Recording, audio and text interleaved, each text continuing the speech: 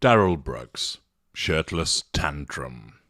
Hello, I'm H.G. Tudor, continuing to use Darrell Brooks as a teaching tool so that you can see various facets of narcissism in action. I know that so many people find my work superior to that of other people's work in understanding narcissism, and particularly when it comes to giving you real-life examples of narcissism and a narcissist in action, so you can see the very things that I speak about in other videos. It's an excellent way of seeing the way that the narcissist conducts themselves, the way that they respond, and bringing to life the very topic that I talk about. Narcissists, not all, but many, have tantrums. Basically, a tantrum is the appearance of ignited fury. I have explained in my excellent book, Fury, which I'd encourage you to get either from Amazon or from the Knowledge Vault, details in the video description, how the narcissist has fury lurking beneath the surface, heated fury and cold fury, and the different ways that it manifests and the purpose of that. A narcissist like Brooks will invariably deal in ignited fury. We have seen from his criminal record, see the introductory part to the series, that he regularly demonstrates ignited heated fury through the application of physical violence to other people and the destruction of property. He has a very low threshold on his ignited fury. That's the way that his narcissism has formed, that it's got almost a hair trigger. And so in order to compel him to assert control and draw fuel, gain character traits and residual benefits, but primarily fuel and character traits, that temper, that fury erupts.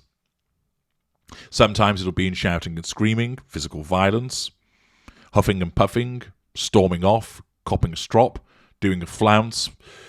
Here we see an example of it in the courtroom. But it's quite simply, his narcissism isn't able to control this ignited fury, and it's allowed, in effect, to come to the surface to compel him to behave in a particular way to get control and gain fuel. By feeling furious about the way that he's being treated, he responds accordingly, thus gaining control and drawing fuel. Naturally, the exhibition of heated fury often results in there being a collateral consequence. People see the narcissist behaving like a big, bold baby and thinks little of them. Or they remove themselves from them and don't want to have them in their friendship group anymore. And thus the narcissist loses individuals from the fuel matrix as a collateral consequence. In some instances, it causes fear. It might result in people taking criminal action against the narcissist. But heated, ignited fury is common amongst lesser narcissists. It can be seen in all narcissists, but is particularly common with lesser narcissists because that's their main form of fury, and secondly, they have a very low threshold on keeping that ignited fury under control. Thus, a brief explanation about fury and its role and how tantrums appear with one such as Brooks. But now let's look at the footage, which is essentially showing him in another courtroom whilst the judge talks about him, and then I'll dissect it for you. Here comes the footage.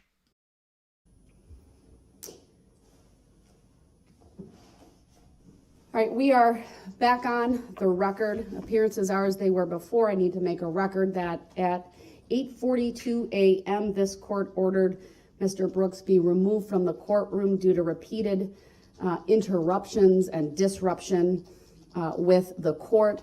This, of course, comes on the recent history with Mr. Brooks. On every day that we have been in court since Monday, he has shown a complete and utter disrespect for the simple rules of civility.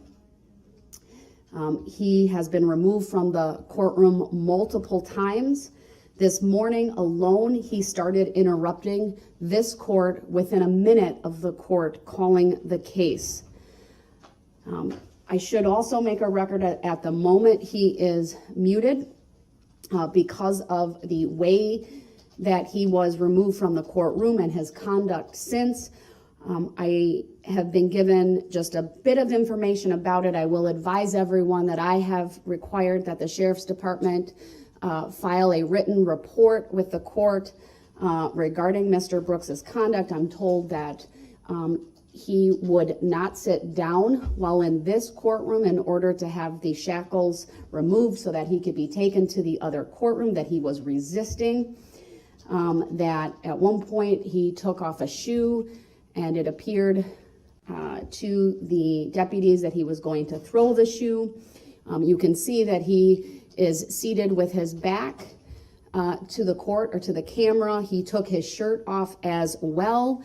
I'm also told that he is threatening to throw and break items. I want to give him headphones since he has claimed in the past to be hard of hearing in one ear, but given his statement that he would throw and break things, unless he can pledge to this court that he will not do that, I'm not going to provide that information. I will advise that the audio in that courtroom should be turned up accordingly so that it is louder than it has been. I've also been advised that the audio and visual equipment is working in that courtroom. The deputies that are in there can see and hear the court through the Polycom system. Today is a little bit different in that there is no Zoom. And so, but this court, with the blessing of technology in this new building, have the ability to call in one room system to the other. That is why we're able to see and, when appropriately, hear him when unmuted. And then there are the 4 camera angles that are presently from this courtroom. I have the camera in the other courtroom on a single camera since he's the only individual in there. This court has, in essence, extended this courtroom to the neighboring courtroom. While there is ample evidence in the record, not only through the proceedings up to this point, but this morning alone, that through his conduct, he has forfeited his right to be present. I'd also make a finding that he is appearing from that courtroom, and that because of the audio and visual equipment and system that we have in place, that it is the functional equivalent of being present in this courtroom. This court has relied repeatedly on Illinois versus Allen. I've read portions of that case into the record. I don't intend to go through that at length here today, other than to indicate that trial judges that are confronted with disruptive, contemptuous, stubbornly defiant defendants must be given sufficient discretion to meet the circumstances of each case. No one formula exists for maintaining the appropriate courtroom atmosphere will be best in all situations. And in that case, there were at least 3 constitutionally permissible ways for a trial judge to handle a stubbornly defiant defendant, which this court would find Mr. Brooks squarely has become and has demonstrated over the course of these last few days. One option is to bind and gag him. I've already talked about at a previous hearing why I choose not to do that. Cite him for contempt. I choose not to do that either. The third is to take him out of the courtroom until he promises to conduct himself properly. Mr. Brooks today, of course, showed up in court from the jail in his jail attire. He does that by his choice.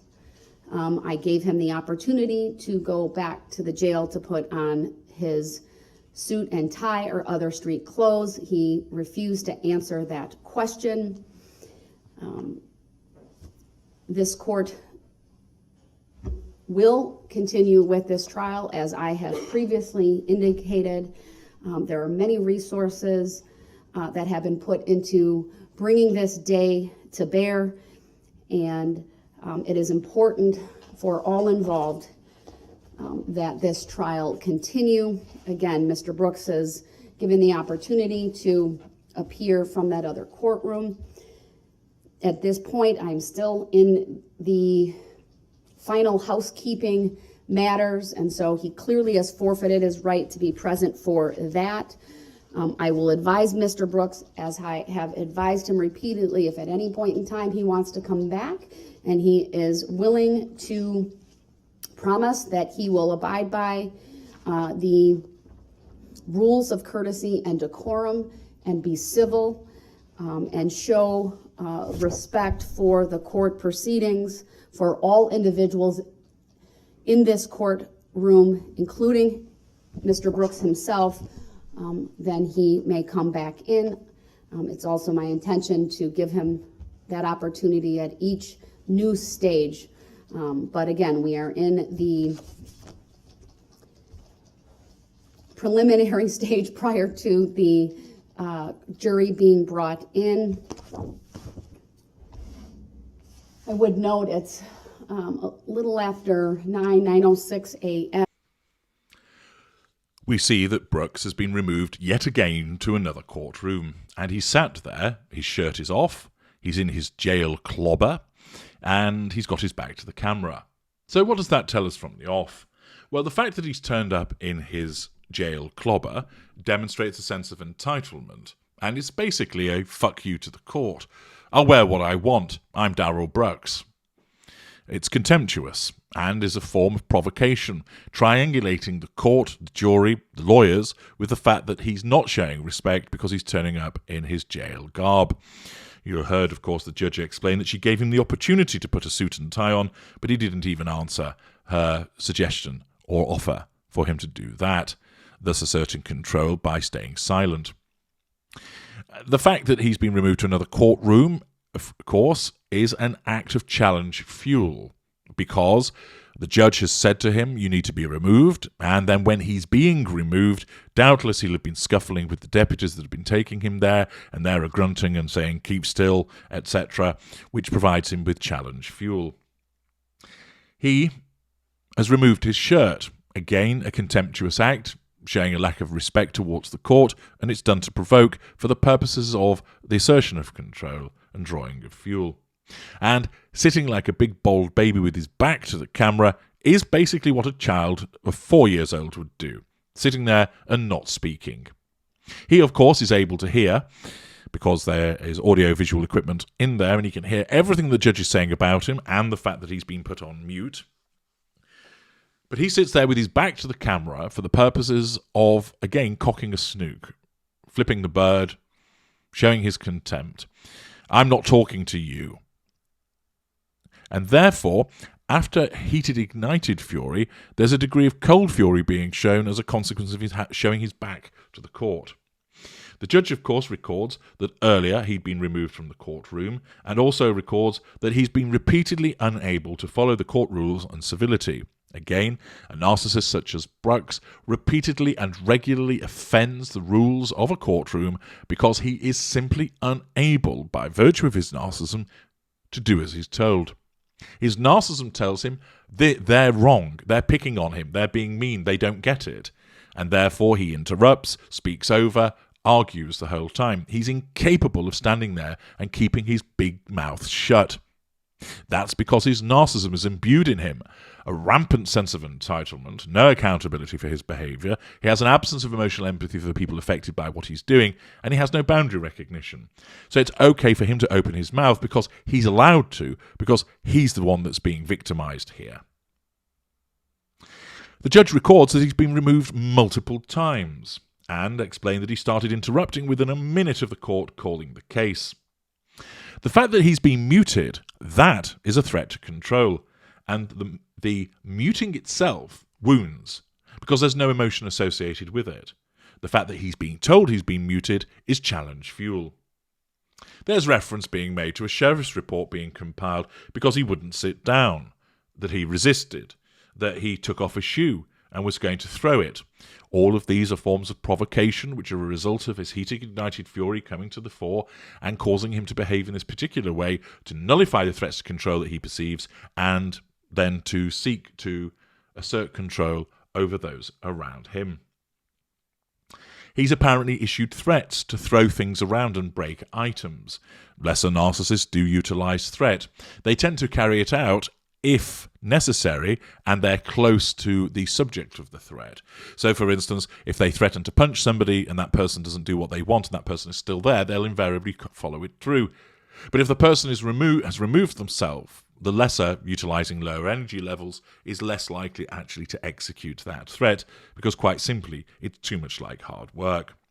You can see in the footage that there are instances where he continues to talk. It's unclear if he's talking back at the judge or perhaps if there's a deputy in the room with him that he's talking to that individual. Of course, he continues to do so.